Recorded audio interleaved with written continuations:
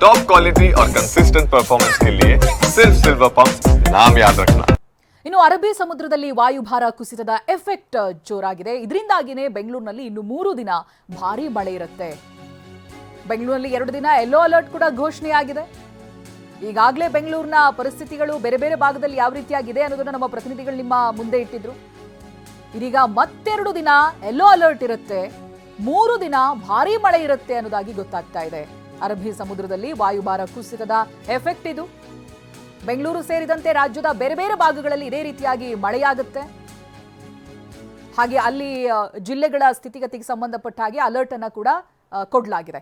ಒಂದೊಂದು ಕಡೆಗಳಲ್ಲಿ ಅಲರ್ಟ್ ಇದೆ, ಹಾಗೆ ಆರೆಂಜ್ ಅಲರ್ಟ್ ಇದೆ, ರೆಡ್ ಅಲರ್ಟ್ ಅನ್ನ ಕೂಡ 22ನೇ ತಾರೀಕು ಕೆಲವೊಂದು ಕಡೆಗಳಲ್ಲಿ ಹೇಳಲಾಗಿದೆ. ಸೊ ಮುಂಜಾಗ್ರತಾ ಕ್ರಮವಾಗಿ ಅಲರ್ಟ್ಗಳನ್ನು ಕೂಡ ಕೊಡಲಾಗಿದೆ. ಅರಬ್ಬಿ ಸಮುದ್ರದಲ್ಲಿ ವಾಯುಭಾರ ಕುಸಿತದ ಎಫೆಕ್ಟ್ ಇದು. ಗಮನಿಸ್ತಾ ಇದ್ದೀರಾ, ಬೆಂಗಳೂರಿನಲ್ಲಂತೂ ಅಧ್ವಾನ ಆಗಿ ಹೋಗಿದೆ. ಜನಜೀವನ ಅಸ್ತವ್ಯಸ್ತವಾಗಿ ಹೋಗಿದೆ. ಮನೆಯಿಂದ ಹೊರಬರೋದಕ್ಕಾಗದೇ ಪರದಾಡಬೇಕು. ಎಷ್ಟೋ ಕಡೆಗಳಲ್ಲಿ ನಿನ್ನೆಯಿಂದ ಪವರ್ ಸಪ್ಲೈಯೇ ಇಲ್ಲ. ಏನಾಗಬೇಡ ಹೇಳಿ.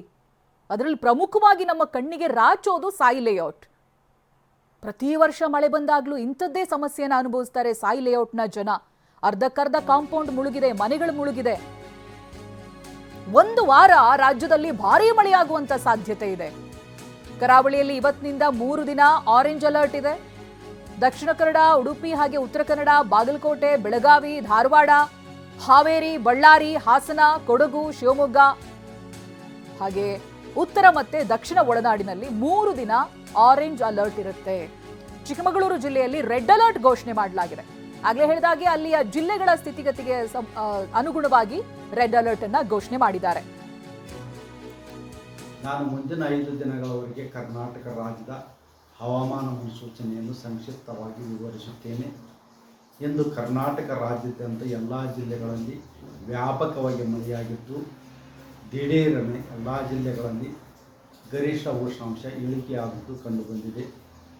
ಈಗಿರುವ ಹವಾಮಾನದ ಸಿನಾಪ್ಟಿಕ್ ಸ್ಥಿತಿ ಏನೆಂದರೆ, ಬಂಗಾಳ ಉಪಸಾಗರದ ತಮಿಳುನಾಡು ಹಾಗೂ ಆಂಧ್ರ ಪ್ರದೇಶದ ಕರಾವಳಿ ಎತ್ತರ ಸರ್ಕ್ಯುಲೇಷನ್ 1.5 ಮತ್ತು 5.8 ಕಿಲೋಮೀಟರ್ ಎತ್ತರದಲ್ಲಿ ಇದೆ.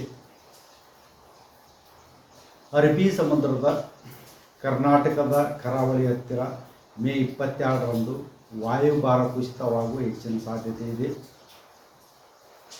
ಟ್ರಫ್ ಕೂಡ ಕರ್ನಾಟಕದ ಒಳನಾಡಿನಲ್ಲಿ ಇರುವುದರ ಹಿನ್ನೆಲೆಯಲ್ಲಿ ಬೆಂಗಳೂರಿನಲ್ಲಿ ಮೇ 20ರಿಂದ ಮೇ 23ರವರೆಗೆ ಗುಡುಗು ಮಿಂಚು ಸಮೇತವಾಗಿ ಮಳೆಯಾಗುವ ಹೆಚ್ಚಿನ ಸಾಧ್ಯತೆ ಇದೆ.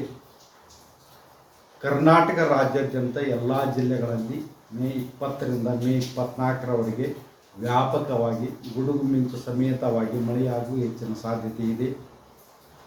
ಉತ್ತರ ಕನ್ನಡ, ಉಡುಪಿ, ದಕ್ಷಿಣ ಕನ್ನಡ, ಬೆಳಗಾವಿ, ಧಾರವಾಡ, ಹಾವೇರಿ, ಶಿವಮೊಗ್ಗ, ಚಿಕ್ಕಮಗಳೂರು, ಹಾಸನ, ಕೊಡಗು ಜಿಲ್ಲೆಗಳ ಕೆಲವು ಕಡೆ ಭಾರೀ ಹಾಗೂ ಅತಿ ಭಾರೀ ಮಳೆಯಾಗುವ ಸಾಧ್ಯತೆ ಇದ್ದು, ಮೇ 20ರಿಂದ ಮೇ 23ರವರೆಗೆ ಆರೆಂಜ್ ಅಲರ್ಟನ್ನು ಘೋಷಿಸಲಾಗಿದೆ. ಮಳೆಯ ಜೊತೆಗೆ ಗಾಳಿಯ ವೇಗ ಪ್ರತಿ ಗಂಟೆಗೆ 40ರಿಂದ 50 ಕಿಲೋಮೀಟರ್ ಇರುವ ಹೆಚ್ಚಿನ